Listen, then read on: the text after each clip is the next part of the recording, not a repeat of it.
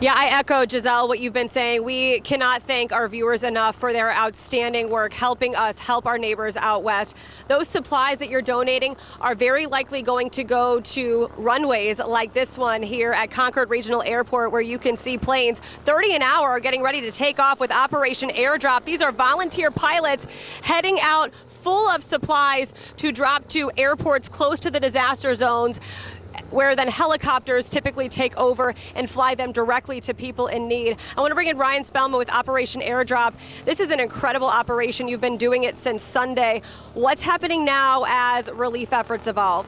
So right now, the demands are starting to change. Some communities are starting to see infrastructure come back. So our scope of cities that we're going to is shrinking in certain areas. In other parts of the state, it's actually starting to grow as communities get communication finally.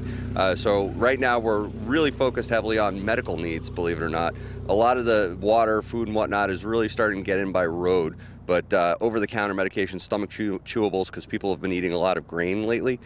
Things like that are really, really heavy need. Also insulin, yes. And evaporated milk. Believe it or not, I think a lot of people forget there's babies, there's children, there's younger kids that, they like their cereal, they don't understand much better. So, evaporated milk, little water, and it's a comfort that really goes a long way. I'm so glad you mentioned that, and you mentioned insulin. That has been a top concern from several of our viewers, so you can take those requests. Speaking of requests, you said you've heard Burnsville needs help. We've heard Burnsville needs help. You said you have a crew going to Burnsville today. How else can people directly at home let you know where supplies are needed? So if you go to operationairdrop.org, we actually have a task request sheet on there. If you scroll down to the bottom, it's for communities as well as search and rescue requests. We have a very large rotor operation in Hickory, North Carolina, as well as some ground teams that are doing search and rescue still to this day.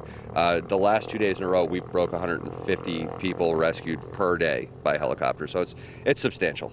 Yeah, you're not just bringing supplies, you're rescuing people as they need it. We know FEMA's in these communities, we know the National Guard's in communities, but some people still feel like they're all alone, and you are helping meet that need. And that's really the goal of the mission. Our organization, when it was founded, it was really about getting that bridge between when the event happens and when the really large assets that are meant to take you to back when you can rebuild your home start, right? And that's really our goal and our objective. So it's not that they're not out there, it's that this is such a sizable event that really both of us need to work together.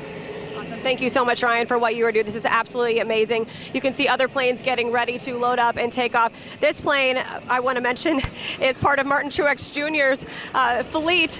Several NASCAR drivers, including Greg Biffle, are supporting this effort, and we thank everybody. We all care about our mountains and want to do what we can to help.